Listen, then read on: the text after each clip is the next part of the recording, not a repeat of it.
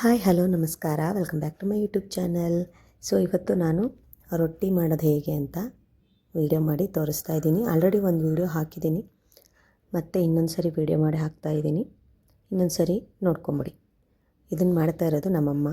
ಒಂದು ಪಾತ್ರೆಗೆ 2 ಲೋಟ ನೀರು ಹಾಕ್ಕೊಂಡು ಅದಕ್ಕೆ ಉಪ್ಪು ಹಾಕ್ಕೊಂಡಿದ್ದೀವಿ. ಅದಕ್ಕೆ ಹಿಟ್ಟು ಹಾಕ್ತಾಯಿದ್ದಾರೆ. ಅಪ್ರಾಕ್ಸಿಮೇಟ್ಲಿ ಒಂದು 4 ಟೇಬಲ್ ಸ್ಪೂನಷ್ಟು ಹಿಟ್ಟು ಹಾಕ್ಕೊಂಡಿದ್ದಾರೆ. ಅದನ್ನು ನೀಟಾಗಿ ಮಿಕ್ಸ್ ಮಾಡ್ಕೊಳ್ತಾ ಇದ್ದಾರೆ. ನಾವು ಗಂಜಿ ಹೇಗೆ ಮಾಡ್ತೀವಲ್ಲ ಅದೇ ರೀತಿ ಮಾಡ್ಕೋಬೇಕು. ಸ್ಟಾರ್ಟಿಂಗೇ ತುಂಬ ನೀರು ಕಾಯಕ್ಕೆ ಬಿಟ್ಟರೆ ಎಲ್ಲ ಹಿಟ್ಟು ಗಂಟು ಆಗಿಬಿಡುತ್ತೆ. ಸೊ ನೀರು ಸ್ವಲ್ಪ ಬೆಚ್ಚಗಾಗಲಿ ಅಥವಾ ಸ್ವಲ್ಪ ನೀವು ನೀರು ಇಟ್ಟ ತಕ್ಷಣ ಕೂಡ ಈ ಥರ ಹಾಕ್ಕೋಬೋದು. ಹಿಟ್ಟು ಹಾಕ್ಕೊಂಡು ನೀಟಾಗಿ ಮಿಕ್ಸ್ ಮಾಡ್ತಾ ಬಂದರೆ ಚೆನ್ನಾಗಿ ಯಾವುದು ಗಂಟಿಲ್ಲದೆ ಮಿಕ್ಸ್ ಆಗುತ್ತೆ. ಅದು ತುಂಬಾ ಇಂಪಾರ್ಟೆಂಟು. ಇಲ್ಲ ನೀರು ಕಾದ ತಕ್ಷಣ ಹಾಕಿದ್ರೆ ಏನಾಗುತ್ತೆ ಅಂದರೆ ಆ ಹಿಟ್ಟು ಆ ನೀರಿನ ಜೊತೆ ಮಿಕ್ಸ್ ಆಗೋದೇ ಇಲ್ಲ. ಸೊ ಬೇಯಲಿಕ್ಕೆ ಸ್ಟಾರ್ಟ್ ಆಗುತ್ತೆ. ಸೊ ಆವಾಗ ನೀಟಾಗಿ ಮಿಕ್ಸ್ ಆಗೋಲ್ಲ. ಹಾಗಾಗಿ ನೀವು ಇದನ್ನು ಎಚ್ಚರಿಕೆ ವಹಿಸಬೇಕು. ಅದನ್ನು ಮತ್ತು ನೀಟಾಗಿ ಕುಡಿಸ್ತಾ ಇರಬೇಕು ಅವಾಗವಾಗ. ಇಲ್ಲಾಂದರೆ ಏನಾಗ್ಬಿಡುತ್ತೆ ಅಂದರೆ ತಳ ಹಿಡಿಯೋ ಚಾನ್ಸಸ್ ಇರುತ್ತೆ. ಹಾಗೇ ನೀರು ಒಂದು ಕಡೆ ಹಿಟ್ಟು ಒಂದು ಕಡೆ ಗಂಟಾಗೋ ಚಾನ್ಸಸ್ ಕೂಡ ಇರುತ್ತೆ. ಹಾಗಾಗಿ ನೀವು ಮಿಕ್ಸ್ ಮಾಡ್ತಾ ಇರಬೇಕು. ಈಗ ಗಂಜಿ ಮಾಡುವಾಗ ಗಂಜಿ ನಿಮಗೆ ಗೊತ್ತಾಗುತ್ತೆ ಅಲ್ವಾ, ಗಂಜಿ ಸ್ವಲ್ಪ ಬೇಯ್ತಾ ಇದೆ, ಇವಾಗ ಸ್ವಲ್ಪ ಬೇಯಲಿಕ್ಕೆ ಬಂದಿದೆ ಅಂದಾಗ ನೀವು ಅವಾಗ ಮಿಕ್ಸ್ ಮಾಡದೇ ಇದ್ದರೂ ನಡೆಯುತ್ತೆ. ಅದು ನೀಟಾಗಿ ಆಲ್ರೆಡಿ ಮಿಕ್ಸ್ ಆಗಿರುತ್ತೆ, ಆಲ್ರೆಡಿ ಬೆಂದಿರೋದ್ರಿಂದ ಮತ್ತೆ ಅಲ್ಲೇನು ಇದಾಗಲ್ಲ. ಮತ್ತು ಇನ್ನೊಂದು ವಿಷಯ ಏನಪ್ಪ ಅಂದರೆ ಫ್ಲೇಮ್ನ ಲೋ ಫ್ಲೇಮಲ್ಲಿ ಇಟ್ಕೊಂಡು ಮಾಡಿ. ಯಾವಾಗೂ ಮಿಕ್ಸ್ ಮಾಡ್ತಾನೆ ಇರ್ತೀನಿ ಅನ್ನೋರು ಮೀಡಿಯಮ್ ಫ್ಲೇಮ್ ಇಟ್ಕೋಬೋದು. ಯಾವಾಗ ಹಿಟ್ಟೆಲ್ಲ ಚೆನ್ನಾಗಿ ಬೆಂದು ಕುದಿ ಬರ್ತಾ ಇರುತ್ತೆ ಆ ಟೈಮಲ್ಲಿ ಎಕ್ಸ್ಟ್ರಾ ಹಿಟ್ಟು ಏನಿರುತ್ತಲ್ಲ ಒಣ ಹಿಟ್ಟನ್ನು ಅದಕ್ಕೆ ಹಾಕ್ಕೋಬೇಕು. ನೀವು ಎಷ್ಟು ರೊಟ್ಟಿ ಮಾಡ್ತೀರಾ ನೋಡಿಕೊಂಡು ಅದಕ್ಕೆ ಅನುಗುಣವಾಗಿ ಹಾಕ್ಕೊಳ್ಳಿ. ಇಲ್ಲಿ ನಾವು 4 ಹಿಡಿಯೋಷ್ಟು ಹಾಕ್ಕೊಂಡಿದ್ದೀವಿ. ಅಂದರೆ ನಾನು 2 ಕಪ್ ನೀರಿಗೆ ಹೆಚ್ಚು ಕಡಿಮೆ ಅರ್ಧ ಕಪ್ಪಷ್ಟು ಹಿಟ್ಟನ್ನು ಹಾಕ್ಕೊಂಡಿದ್ದೀನಿ. ನಮ್ಮಮ್ಮ ಬಂದಾಗೆಲ್ಲ ನನಗೆ ಪ್ರೀತಿಯಿಂದ ರೊಟ್ಟಿ ಮಾಡಿಕೊಡ್ತಾರೆ. ಈ ಸಲನೂ ಕೂಡ ಅವರೇ ಮಾಡುವಾಗ ನಾನಿದೊಂದು ವೀಡಿಯೋ ಮಾಡಬೇಕು ಅನ್ನಿಸ್ತು. ಸೊ ಮಾಡಿಕೊಂಡೆ. ನನಗೂ ಕೂಡ ಮೆಮೊರಿಯಾಗಿರುತ್ತೆ. ಹಾಗೆ ಇದು ತುಂಬ ಈಸಿ ಮೆಥಡ್ ಆಗಿರೋದ್ರಿಂದ ನಿಮಗೂ ತೋರಿಸ್ಕೊಟ್ರೆ ನಿಮಗೂ ಕೂಡ ಈಸಿಯಾಗಿರುತ್ತೆ ಅಂತ ಮಾಡಲಿಕ್ಕೆ ಇದನ್ನು ತೋರಿಸ್ಕೊಡ್ತಾ ಇದ್ದೀನಿ. ನೀವು ಕೂಡ ಸೇಮ್ ಮೆಥಡಲ್ಲಿ ಟ್ರೈ ಮಾಡ್ಬೋದು. ನೋಡಿ ಎಷ್ಟು ಪ್ರೀತಿಯಿಂದ ಯಾವಾಗ ಬಂದರೂ ಅಷ್ಟೇ ನನಗೆ ರೊಟ್ಟಿ ಇಷ್ಟ ಅಂತ ಮಾಡಿಕೊಡ್ತಾರೆ. ನಾನು ರೊಟ್ಟಿನ ಕಲಿಯೋಕ್ಕೆ ಆಗಿಲ್ಲ ಇದುವರೆಗೂ. ಇಷ್ಟು ಈಸಿಯಾಗಿದೆ ಮಾಡಬೇಕು. ಆದರೆ ನನಗೆ ಚಿಕ್ಕ ಮಗು ಇರೋದ್ರಿಂದ ಅವಳು ಮಾಡೋಕ್ಕಾಗಲ್ಲ. ಅವಳು ತುಂಬ ಕಾಲಲ್ಲೇ ಇರ್ತಾಳೆ, ಓಡಾಡ್ತಿರ್ತಾಳೆ. ನಾನು ತುಂಬ ಹೊತ್ತು ಅಡುಗೆ ಮನೇಲಿದ್ದರೆ ಬಿಡೋದೇ ಇಲ್ಲ. ಅವಳು ಅಳಕ್ಕೆ ಸ್ಟಾರ್ಟ್ ಮಾಡೋದು ಆ ಥರ ಎಲ್ಲ ಮಾಡ್ತಾರೆ. ಹಾಗಾಗಿ ನಾನು ಜಾಸ್ತಿ ರೊಟ್ಟಿ ಮಾಡ್ಕೊಳ್ಳಲ್ಲ. ಯಾವಾಗಾದರೂ ಇಷ್ಟ ಆಯಿತು, ತುಂಬ ತಿನ್ನಬೇಕು ಅನ್ನಿಸ್ತು ಅಂದಾಗ ನಾನು ಟ್ರೈ ಮಾಡ್ತೀನಿ, ಮಾಡ್ಕೋತೀನಿ. ಮತ್ತು ನಮ್ಮಮ್ಮನ ಕೇಳ್ತಾ ಇರ್ತೀನಿ ಕಾಲ್ ಮಾಡಿ ಪದೇ ಪದೇ. ಅವ್ರು ಬೈತಾರೆ, ತುಂಬ ಸತಿ ಹೇಳ್ಕೊಟ್ಟಿದ್ದಾರೆ. ನಾನಿನ್ನೂ ಕಲಿಯೋದ್ರಲ್ಲೇ ಇದ್ದೀನಿ. ತುಂಬ ಈಸಿ. ಈ ಸತಿ ಅಂತೂ ಪಕ್ಕಾ ಮಾಡೇ ಮಾಡ್ತೀನಿ. ನಾನು ಕೂಡ ಅಮ್ಮನ ಜೊತೆ ಸೇರಿಕೊಂಡು ಮಾಡಿದೆ, ಚೆನ್ನಾಗೇ ಬಂತು. ಯಾಕಂದರೆ ಸ್ಲೋ ಆಗಿ ಫಸ್ಟಿಂದನೂ ನಾನು ಸ್ವಲ್ಪ ಕಲಿತಾನೆ ಬಂದಿದ್ದೆ. ಹಾಗಾಗಿ ಈಗ ನೋಡಿ ಅದೆಲ್ಲ ಹಿಟ್ಟು ಏನಿತ್ತಲ್ಲ ಅದನ್ನೆಲ್ಲ ಮಿಕ್ಸ್ ಮಾಡಿದ್ರಲ್ಲ, ಅದನ್ನು ಒಂದು ಬಾಣಲೆಗೆ ಹಾಕ್ಕೊಂಡು ಈ ಥರ ಮಿಕ್ಸ್ ಮಾಡ್ಕೊಳ್ತಾ ಇದ್ದಾರೆ. ಅದನ್ನು ಇವಾಗ ನಾವು ನೀರು ಹಾಕ್ಕೊಂಡು ಪ್ಲೇನ್ ಬಿಸಿ ನೀರೇನು ಬೇಡ. ಯಾಕಂದರೆ ಎಲ್ಲ ಕುದ್ದಿರೋ ಅಂಥ ಗಂಜಿಲಿ ನಾವು ಒಣ ಹಿಟ್ಟು ಹಾಕ್ಕೊಂಡಿರ್ತೀವಲ್ಲ ಅದು ಸ್ವಲ್ಪ ಮಾಯಿಶ್ಚರ್ನ ಆಲ್ರೆಡಿ ಅಬ್ಸರ್ವ್ ಮಾಡ್ಕೊಂಡಿರುತ್ತೆ. ಹಾಗಾಗಿ ನೀವು ಮತ್ತೆ ನೀರು ಹಾಕುವಂಥ ಅವಶ್ಯಕತೆ ಇರಲ್ಲ. ಈಗ ನಾವು ಎಷ್ಟು ಬೇಕೋ ಅಷ್ಟೇ ತಣ್ಣೀರನ್ನು ಹಾಕ್ಕೋಬೇಕು. ನೋಡಿ ನಮ್ಮಮ್ಮ ಕೂತ್ಕೊಂಡು ಫೋನಲ್ಲಿ ಮಾತಾಡಿಕೊಂಡು ಕಲಿಸ್ತಾ ಇದ್ದಾರೆ. ಇವಾಗ ನೀರು ಹಾಕ್ಕೊಳ್ತಾರೆ. ಅದನ್ನೆಲ್ಲ ಏನು ಗಂಟಿರುತ್ತೆ ನೋಡಿ ಅದನ್ನು ಫಸ್ಟು ಎಲ್ಲದನ್ನು ಒಡ್ಕೊಂಡ್ರು. ಆಮೇಲೆ ಇವಾಗ ನೀರು ಹಾಕ್ಕೊಳ್ತಾ ಇದ್ದಾರೆ.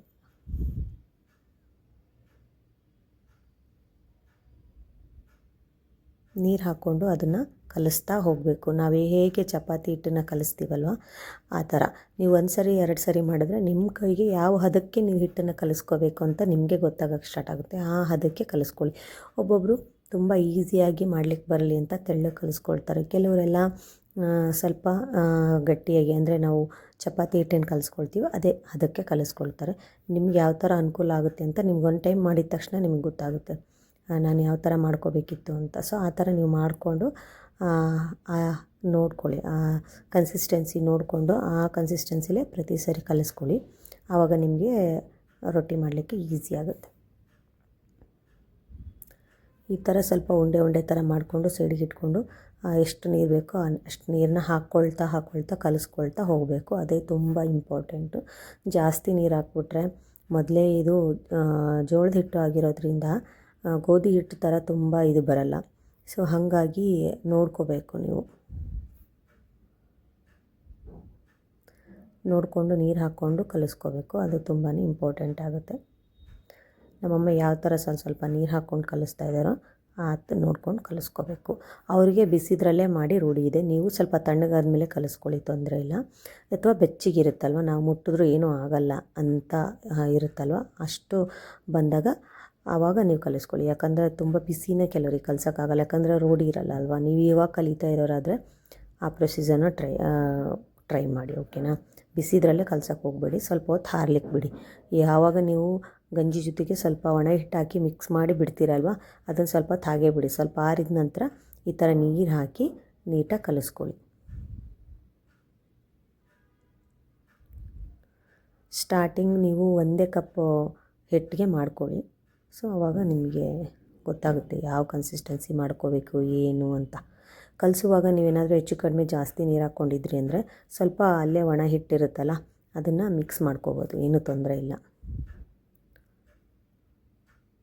ಬಟ್ ಆದಷ್ಟು ಕರೆಕ್ಟ್ ಕನ್ಸಿಸ್ಟೆನ್ಸಿಲಿ ಮಾಡ್ಕೊಳ್ಳೋಕೆ ಟ್ರೈ ಮಾಡಿ. ಕರೆಕ್ಟ್ ಪೋರ್ಷನ್ಸ್ನ ಹಾಕ್ಕೊಳ್ಳಿ. ನೀರು 1/2 ಲೋಟ ಹಾಕ್ಕೊಂಡು ಅದಕ್ಕೆ 1 ಕಪ್ಪಷ್ಟು ಹಿಟ್ಟನ್ನು ಹಾಕ್ಕೊಳ್ಳಿ. ಹಾಕ್ಕೊಂಡ್ರೆ ಬರುತ್ತೆ. 1 ಕಪ್ ಹಾಕ್ಕೊಂಡ್ರೆ ಅಪ್ರಾಕ್ಸಿಮೇಟ್ಲಿ ನೀವು 7 ರೊಟ್ಟಿ ಮಾಡ್ಬೋದು ಅಂತ ಅನಿಸುತ್ತೆ. ಒಂದು ಸತಿ ಟ್ರೈ ಮಾಡಿ ನೋಡಿ. ನಾವು ಜಾಸ್ತಿ ಮಾಡಿದ್ದೀವಿ ಇಲ್ಲಿ. ಅಮ್ಮ ಒಣ ಹಿಟ್ಟನ್ನು ಜಾಸ್ತಿ ಹಾಕ್ಕೊಂಡಿದ್ದಾರೆ. ನಾವು ಒಣ ಹಿಟ್ಟು ಹಾಕ್ಕೊಳ್ಳುವಾಗ ನಾನು 1 ಕಪ್ ಹೇಳಿದ್ನಲ್ಲ, ಅದು ಹಾಕ್ಕೊಂಡ್ರೆ ನಿಮ್ಗೆ ಅಷ್ಟು ಒಂದು 7 ರೊಟ್ಟಿ 8 ಹಾಕ್ಬೋದು. ನೀವು ಇನ್ನೂ ಸ್ವಲ್ಪ ಜಾಸ್ತಿ ಬೇಕು ಅಂದರೆ ಒಂದು ಅರ್ಧ ಕಪ್ ಹಾಕ್ಕೋಬೋದು.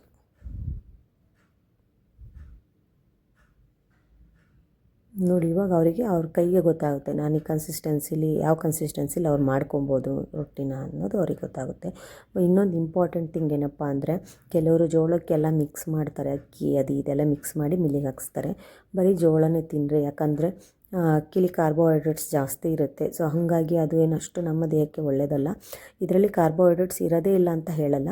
ಬಟ್ ಆದರೆ ಯಾರಾದರೂ ಡಯಾಬಿಟಿಕ್ ಪೇಷಂಟ್ ಅವರು ಇರಿದ್ರೆ ಅಕ್ಕಿ ಅಥವಾ ಅನ್ನ ಅದನ್ನು ಬಳಸ್ಕೊಂಡು ಏನೋ ಒಂದು ಮಾಡ್ಕೊಳ್ಳೋದಕ್ಕಿಂತ ರೊಟ್ಟಿ ಮಾಡ್ಕೊಳ್ಳೋದು ತುಂಬಾ ಈಸಿ.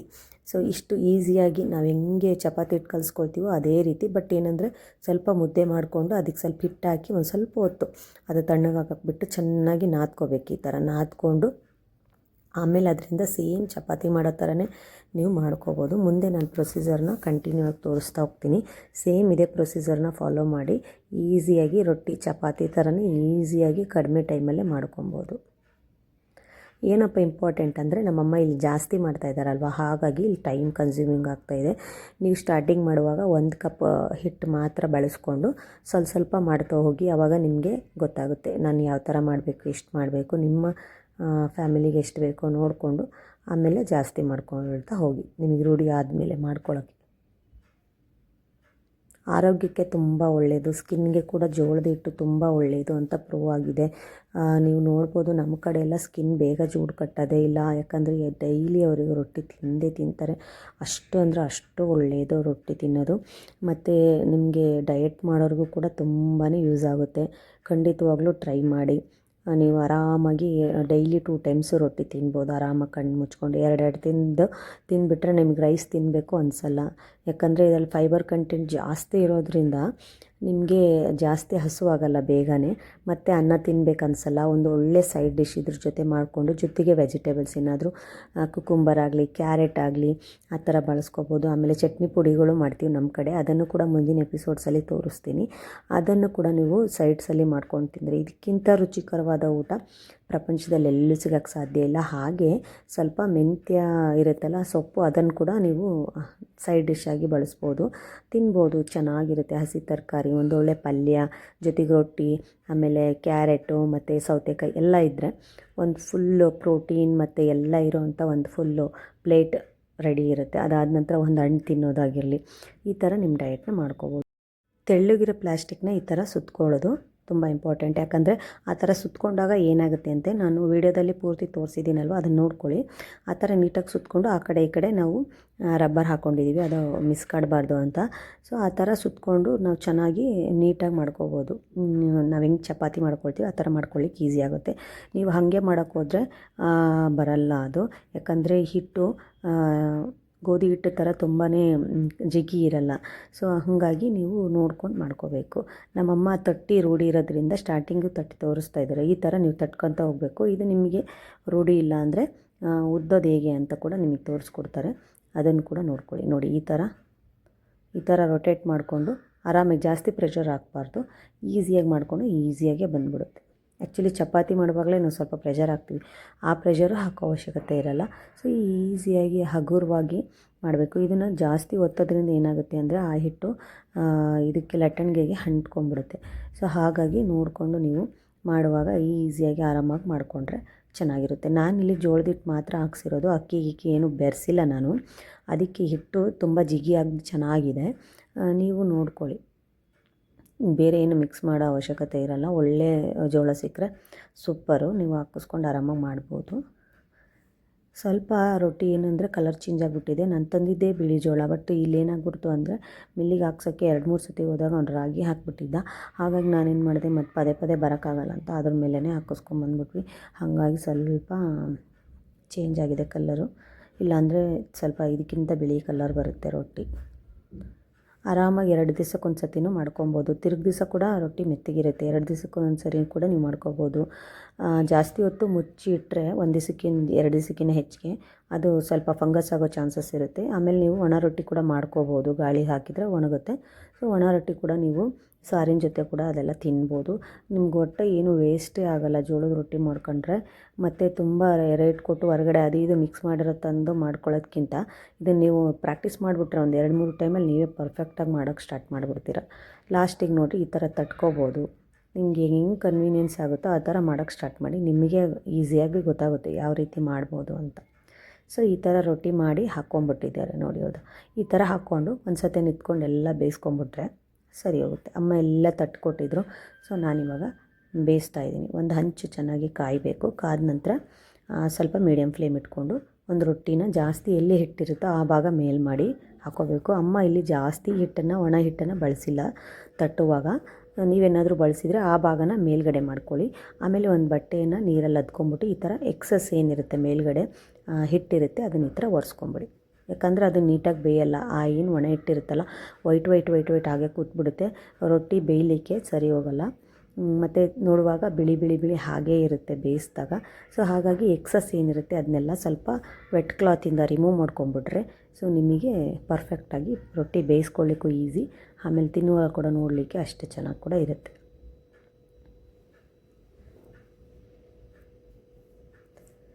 ಅದನ್ನು ನೋಡ್ಕೊಳ್ಳಿ. ಈ ಥರ ಹೊಗೆ ಬರ್ತಾಯಿದೆ ಎಲ್ಲ ಸೈಡ್ಗೆ, ಈ ಥರ ಬಂದರೆ ಕೆಳಗಡೆ ಎಲ್ಲ ಸ್ವಲ್ಪ ಬೆಂದಿದೆ ಅಂತ ಅರ್ಥ. ನೀರಿನ ಅಂಶ ಎಲ್ಲ ಕಡಿಮೆ ಆಗಬೇಕು ಸುತ್ತಲೂ. ಹಾಗೆ ಅರ್ಜೆಂಟಲ್ಲಿ ನೀವು ಎತ್ತಿಬಿಟ್ರೆ ಏನಾಗುತ್ತೆ ಅಂದರೆ ಅದು ಹಸಿ ಇರೋದ್ರಿಂದ ಏನಾಗುತ್ತೆ, ಕಿತ್ತೋಗ್ಬಿಡುತ್ತೆ ರೊಟ್ಟಿ. ಸೊ ಹಾಗಾಗಿ ನೀವು ನೋಡ್ಕೊಬೇಕು ಸೈಡಲ್ಲೆಲ್ಲ. ಈಗ ನೋಡ್ತಾ ಇದ್ರೆ ಅಂತ ಈ ಥರ ಫ್ಲೇಮ್ ಬರ್ತಾಯಿದೆ ಸೈಡಲ್ಲಿ ಬಂದು ಎಲ್ಲ ಬೆಂದಿದೆ ನೋಡಿ. ಸೈಡಲ್ಲೆಲ್ಲ ಕಾಣ್ತಾ ಇದೆ, ನೀರಿನ ಅಂಶ ಎಲ್ಲ ಹೋಗಿದೆ. ಈ ಥರ ನೀರಿನ ಅಂಶ ಎಲ್ಲ ಹೋಗು ಸ್ವಲ್ಪ ವೆಯ್ಟ್ ಮಾಡಬೇಕು.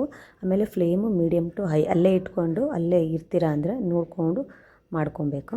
ಆಮೇಲೆ ಒಂದು ಚಮಚದಿಂದ ಈ ಥರ ನೋಡಿ ಎಡ್ಜಸ್ನ ತಕ್ಕೋಬೇಕು. ಫಸ್ಟು ತಕ್ಕೊಂಡು ಫ್ಲಿಪ್ ಮಾಡ್ಕೋಬೇಕು. ನೀವು ನೋಡ್ತಾ ಇರ್ಬೋದು ಇಲ್ಲೆಲ್ಲ ಚೆನ್ನಾಗಿ ಈಗ ಬೆಂದಿದೆ. ಈ ಸೈಡ್ ಕೂಡ ನೀವು ಮೀಡಿಯಮ್ ಟು ಹೈ ಫ್ಲೇಮ್ ಇಟ್ಕೊಂಡು ಬೇಯಿಸ್ಕೊಬೋದು. ಬಟ್ ಹೈ ಇಟ್ಕೊಂಡ್ರೆ ರೊಟ್ಟಿ ಬೇಗ ಒತ್ತಿಬಿಡುತ್ತೆ. Medium flame better. Medium flame ಇಟ್ಕೊಂಡು ಚೆನ್ನಾಗಿ ಎರಡೂ ಸೈಡ್ ಬೇಯಿಸ್ಕೋಬೇಕು. ಕೆಂಪಗಾಗೋವರೆಗೂ ಬೇಯಿಸ್ಕೊಳ್ಳಿ, ತುಂಬ ರುಚಿಯಾಗಿರುತ್ತೆ. ನಾವು ತುಂಬ ಚಿಕ್ಕ ವಯಸ್ಸಲ್ಲಿ ಎಲ್ಲ ಆದಮೇಲೆ ಲಾಸ್ಟಿಗೆ ಒಂದು ರೊಟ್ಟಿನ ಹಂಚಿನ ಮೇಲೆ ಹಾಗೇ ಬಿಟ್ಬಿಡ್ತಿದ್ವಿ. ಅದೇನಾಗ್ತಿತ್ತು ಅಂದರೆ ನಮ್ಮಮ್ಮ ಮಾಡೇ ಹಾಗೆ ಬಿಟ್ಬಿಟ್ಟಿರ್ತಿತ್ತು. ಅದು ಗಟ್ಟಿ ಕಟ್ಗುಳ ರೊಟ್ಟಿ ಥರ ಆಗಿರ್ತಿತ್ತು. ನನಗೆ ಆ ರೊಟ್ಟಿ ತುಂಬಾ ಇಷ್ಟ, ಯಾವಾಗಲೂ ನೆನೆಸ್ಕೊಳ್ತೀನಿ. ಸೊ ಅದನ್ನು ಯಾವಾಗೂ ಮಾಡಿಕೊಡೋರು ನನಗೋಸ್ಕರ ಒಂದು ರೊಟ್ಟಿ ಹಂಚಲ್ಲೇ ಬಿಟ್ಟಿರ್ತಿದ್ರು. ತುಂಬ ಚೆನ್ನಾಗಿರ್ತಿತ್ತು. ನಾನು ಕೂಡ ಲಾಸ್ಟಲ್ಲಿ ಅದೇ ರೀತಿ ಮಾಡ್ಕೋತೀನಿ. ಒಂದು ಹಂಚಲ್ಲಿ ಹಂಗೆ ಬಿಟ್ಬಿಟ್ರೆ ಅದು ಸ್ವಲ್ಪ ಗಟ್ಟಿಯಾಗಿ ಕ್ರಿಸ್ಪಿಯಾಗಿ ಚೆನ್ನಾಗಿರುತ್ತೆ. ಒಳ್ಳೆ ಈಗ ರೊಟ್ಟಿದು ಕೂಡ ಸ್ನ್ಯಾಕ್ಸ್ ಕೂಡ ಮಾಡ್ಬೋದು. ಸೂಪರಾಗಿ ರೊಟ್ಟಿ ಫ್ರೈ ಅಂತ ಸಿಗುತ್ತೆ. ಗೊತ್ತಿರೋರ್ಗಾದರೆ ಗೊತ್ತಿರುತ್ತೆ, ಗೊತ್ತಿಲ್ಲ ಅಂದರೆ ಅದನ್ನು ಕೂಡ ಮಾಡ್ಕೋಬೋದು ರೊಟ್ಟಿಯಿಂದ. ಅದನ್ನು ಕೂಡ ಇನ್ನೊಂದು ಎಪಿಸೋಡಲ್ಲಿ ನಿಮಗೆ ತೋರಿಸ್ಕೊಡ್ತೀನಿ. ಈ ಥರ ಫ್ಲಿಪ್ ಮಾಡಿ ಎರಡು ಕಡೆ ಕೆಂಪಗಾಗಂಗೆ ಬೇಯಿಸ್ಕೋಬೇಕು. ಹಾಗೆ ಎಲ್ಲೆಲ್ಲಿ ಹಸಿ ಇದೆ, ಬೆಂದಿಲ್ಲ ಅಂತ ಅನ್ನಿಸ್ತಾ ಇರುತ್ತೋ ಅಲ್ಲೆಲ್ಲ ಈ ಥರ ಒಣಗಿದ ಬಟ್ಟೆಯಿಂದ ಲೈಟಾಗಿ ಪ್ರೆಸ್ ಮಾಡ್ತಾ ಬನ್ನಿ. ಆವಾಗ ಅಲ್ಲಿ ಕೂಡ ಬೇಯುತ್ತೆ. ನಾವು ಇದನ್ನು ಪ್ರೆಸ್ ಮಾಡೋದು ಅದೇ ಉದ್ದೇಶಕ್ಕೆ. ಯಾಕಂದರೆ ಎಲ್ಲಾದರೂ ಬೆಂದಿಲ್ಲ ಅಂದರೆ ಅಲ್ಲೆಲ್ಲ ಚೆನ್ನಾಗಿ ಬೇಯಲಿ ಅನ್ನೋ ಉದ್ದೇಶಕ್ಕೆ ಒಂದು ಒಣ ಬಟ್ಟೆಯಿಂದ ಅಲ್ಲಿ ಸ್ವಲ್ಪ ಪ್ರೆಸ್ ಮಾಡಿ ಈ ಥರ ಒತ್ತುತ್ತೀವಿ. ಆವಾಗ ಏನಾಗುತ್ತೆ, ರೊಟ್ಟಿ ಸ್ವಲ್ಪ ಉಬ್ಬುತ್ತೆ, ಚೆನ್ನಾಗಿ ಬೇಯುತ್ತೆ, ಹಸಿ ಹಸಿ ಇರಲ್ಲ. ಇದನ್ನು ಚೆನ್ನಾಗಿ ಬೇಯಿಸೋದು ಕೂಡ ತುಂಬಾ ಇಂಪಾರ್ಟೆಂಟು. ನೀವು ಹಸಿ ಹಸಿ ಅಲ್ಲಲ್ಲೇ ಬಿಟ್ಟರೆ ತಿನ್ನಲಿಕ್ಕೆ ರುಚಿ ಅನಿಸಲ್ಲ. ಹಾಗಾಗಿ ಬೇಯಿಸೋದು ಕೂಡ ತುಂಬ ಇಂಪಾರ್ಟೆಂಟು. ಈ ಥರ ಎಲ್ಲ ಕಡೆ ಎಡ್ಜಸ್ ಎಲ್ಲ ಒತ್ತಿ ಚೆನ್ನಾಗಿ ಬೇಯಿಸ್ಕೊಳ್ಬೇಕು. ನಾನಿಲ್ಲಿ ಒಂದು ನಾನ್ ಸ್ಟಿಕ್ ಹಂಚಿತ್ತು. ಅದು ಏನಾಗಿತ್ತು ಅಂದರೆ, ಇದು ಐರನ್ನೇ ಬಟ್ ನಾನ್ ಸ್ಟಿಕ್ ಥರದ್ದಿತ್ತು. ಅದನ್ನೇ ನಾನು ಬಳಸ್ಕೊಳ್ತಾ ಇದ್ದೀನಿ. ಹಳೇದಾಗಿತ್ತು. ರೊಟ್ಟಿ ಮಾಡಲಿಕ್ಕೆಲ್ಲ ಇದೆ ಬೆಟರು. ಐರನ್ ಹಂಚೇನಿರುತ್ತೆ, ದಪ್ಪ ತಳ ಏನಿರುತ್ತಲ್ಲ ಅಂಥ ಹಂಚನ್ನೇ ನೀವು ಬಳಸಬೇಕು.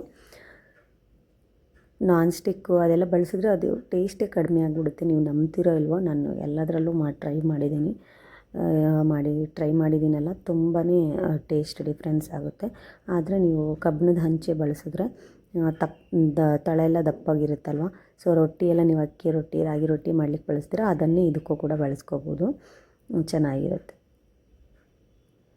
ನಾನು ಏನೇನೆಲ್ಲ ಹೇಳಿದ್ದೀನೋ ವಿಡಿಯೋ ಪೂರ್ತಿ ನೋಡಿ ಎಲ್ಲದನ್ನು ತಿಳ್ಕೊಂಡು ನೀಟಾಗಿ ಮಾಡೋದ್ರಿಂದ ಮಾತ್ರ ಬರುತ್ತೆ. ನಾವು ಅವಸರಕ್ಕೆ ಏನಾದರೂ ಮಾಡೋಕ್ಕೋದ್ರೆ ಖಂಡಿತವಾಗ್ಲೂ ಬರಲ್ಲ. ಏನಾದರೂ ಮಿಸ್ಟೇಕ್ ಮಾಡ್ಕೋತೀರ. ಯಾಕಂದರೆ ಇದು ಎಲ್ಲ procedure very very important. So ಹಾಗಾಗಿ ನೋಡ್ಕೊಳ್ಳಿ. ಸೊ ನಾವು ಇವಾಗ ಜವಳಿಕಾಯಿ ಪಲ್ಯ ಮತ್ತು ರೊಟ್ಟಿ ತಿಂತಾಯಿದ್ದೀವಿ. ಸೂಪರಾಗಿತ್ತು ರೆಸಿಪಿ. ನೀವು ಕೂಡ ಟ್ರೈ ಮಾಡಿ. ಹಾಗೆ ಹೇಗಿತ್ತು ಅಂತ ಕಮೆಂಟ್ ಮಾಡಿ ತಿಳಿಸೋದು ಮರಿಬೇಡಿ. ಸಿಗ್ತೀನಿ ಇನ್ನೊಂದು ವಿಡಿಯೋದಲ್ಲಿ. ಎಲ್ಲಿವರೆಗೂ